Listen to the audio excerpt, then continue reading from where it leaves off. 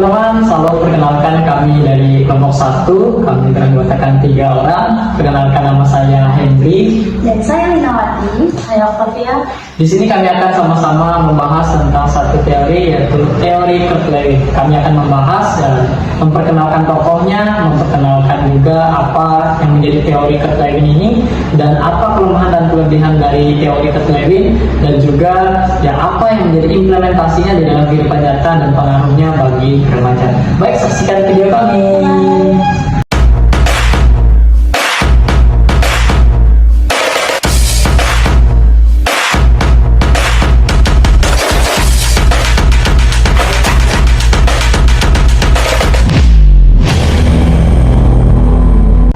Oke, yang pertama-tama saya akan membahas atau memperkenalkan ya, tokoh yang akan kami bahas pada hari ini, yang itu bernama Kurt Lewin. Nah, di mana Kurt Lewin ini adalah seorang tokoh psikologi yang berasal dari Jerman Amerika. Dia ini dikenal dengan sebagai Bapak Psikologi Sosial Modern.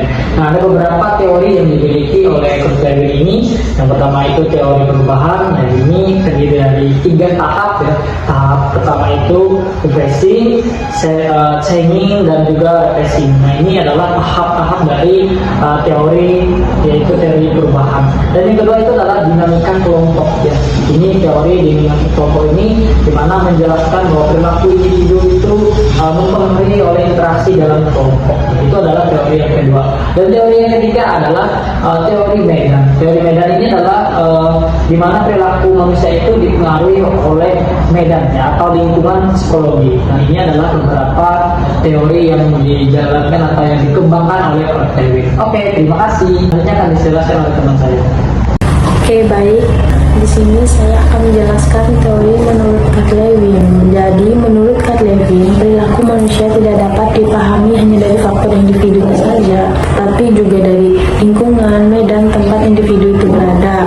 Jadi, untuk memahami seseorang, kita harus melihat dinamis antara individu dan lingkungannya. Contohnya seperti seorang siswa yang rajin belajar bukan hanya karena ia pintar, tapi juga karena lingkungan sekolahnya yang mendukung dan memberikan motivasi. Yang kedua, teori perubahan.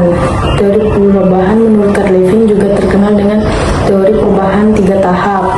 3 tahap itu dibagi menjadi: yang pertama, mencairkan kebiasaan lama, seperti membangkitkan kesadaran bahwa perubahan perlu dilakukan.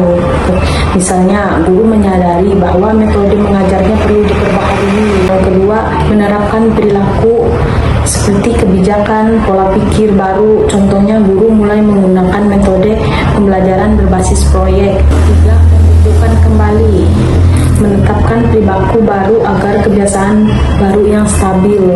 Contohnya, metode baru harus menjadi rutinitas dan bagian dari budaya sekolah. Yang keempat, menerapkan teori Kurt Lewin dalam pendidikan, membantu guru memahami bahwa perilaku siswa mempengaruhi interaksi antara siswa dan lingkungan sekolah. Dalam organisasi digunakan untuk mengelola perubahan kebijakan, struktur, dan budaya kerja. Dalam konseling, membantu memahami konflik batin sebagai hasil interaksi antara kebutuhan pribadi dan tekanan lingkungan. Oke, baik teman-teman. Di sini saya akan menjelaskan pada bagian dari kelemahan dan juga kelebihan dari teori Kurt Lewin. Kelebihan teori Kurt Lewin itu terdiri dari 4 kelebihan. Yang pertama itu adanya mudah dipahami. Jadi teori ini sederhana karena hanya terdiri dari 3 tahap, yaitu unfreezing, training, dan juga releasing. Jadi dengan hal yang jelas, teori ini sangat mudah untuk diterapkan dan juga dimengerti oleh banyak orang. Dan yang kedua itu adanya melibatkan orang dalam proses perubahan.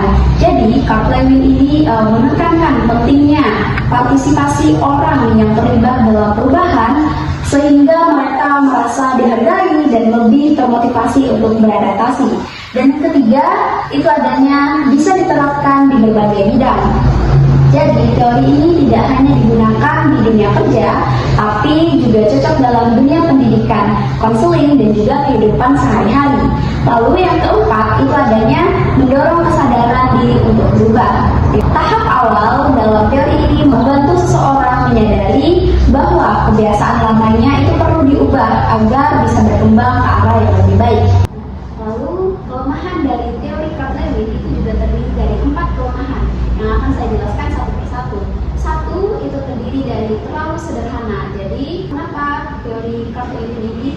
terlalu sederhana karena hanya memiliki 3 tahap. Teori ini sering dianggap kurang mampu menjelaskan proses perubahan yang lebih rumit dan juga dinamis.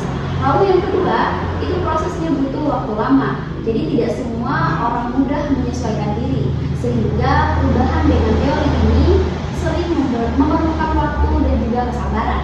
Lalu yang ketiga, itu kurang cocok untuk situasi yang cepat berubah. Jadi di era modern yang penuh dengan perubahan cepat, model-model fizik itu dianggap tidak sesuai karena perubahan sekarang itu bersifat terus-menerus. Lalu yang keempat, itu adanya sulit diterapkan pada orang yang tidak siap berubah. Jadi meskipun teorinya ini sangat bagus, hasilnya itu akan sulit terlihat jika individu masih bertahan pada zona nyaman dan enggan beradaptasi. Oke, selanjutnya yaitu implementasi teori Kurt Lewin di dalam kehidupan nyata, di mana tadi beberapa teori yang telah dijelaskan, dimana itu juga menyangkut di dalam kehidupan kita seperti dalam 3 tahap tadi, yaitu tahap pertama itu refreshing ini dimana ini akan membuka pola lama yang dimiliki seseorang remaja, dan misalnya remaja mulai menyadari ya bahwa kebiasaan buruk dalam seperti menunda-nunda belajar itu berdampak kepada nilai mereka. Nah, itulah yang bisa dibuka, yaitu pola lamanya yang tidak baik sehingga berubah ke pola yang lebih baik lagi. Yang keduanya adalah changing, yaitu adalah proses di mana mencoba kebiasaan baru, contohnya belajar, membuat jadwal, misalnya ya setelah konsisten yang menggunakan belajar itu, dan itu akan memberikan dampak yang baik sehingga proses mencoba kebiasaan yang baru itu akan berdampak kepada individu tersebut. Dan yang kedua adalah refreshing, di mana ini menetapkan kebiasaan belajar yang baru, ya mana ya misalnya setelah konsisten menjalani pola pikir yang atau belajar yang baru, akhirnya itu akan menjadi rutinitas sehari-hari yang baik. Nah, itu adalah beberapa implementasi yang terjadi dalam kehidupan nyata. Dan ada beberapa pengaruh ya, teori ini bagi seorang remaja. Seperti satu, menghadapi perubahan, ya dimana remaja seringkali berada dalam masa transisi seperti pubertas, mencari jati diri, dan tuntutan akademik itu sangat dipengaruhi oleh lingkungan sekitar. Dan dimana teori ini juga dapat membantu hal-hal tersebut seperti memberikan perubahan yang baik ya, sehingga itu bisa memberikan dampak kepada seorang remaja. Itu adalah pengaruh dari teori Kurt Lewin ini. Dan mana yang selanjutnya adalah setelah memberikan kedisiplinan juga melewati tahap-tahap perubahan remaja, dan dimana mereka dilatih agar mampu mempertahankan dimana cara memberikan kebiasaan baru atau rutinitas baru, dan itu akan dipertahankan oleh mereka.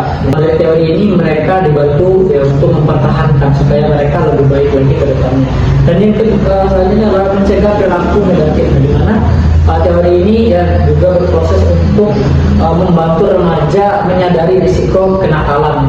Dimana kalau kita lihat banyak sekali kenakalan remaja, tetapi dari teori ini ya, teori ini membantu untuk mereka menyadari bahwa kenakalan tersebut ya sangat tidak baik ya. Jadi dari teori ini untuk menghilangkan atau menghindari proses-proses atau kegiatan-kegiatan negatif pada seorang remaja ya. Itulah beberapa pengaruh teori Kurt Lewin ya. Kalau kita gali lagi mungkin lebih banyak lagi ya, karena teori ini sangatlah baik atau bagus dan terutama terhadap seorang remaja. Oke, terima kasih, sekian dari kami kelompok 3.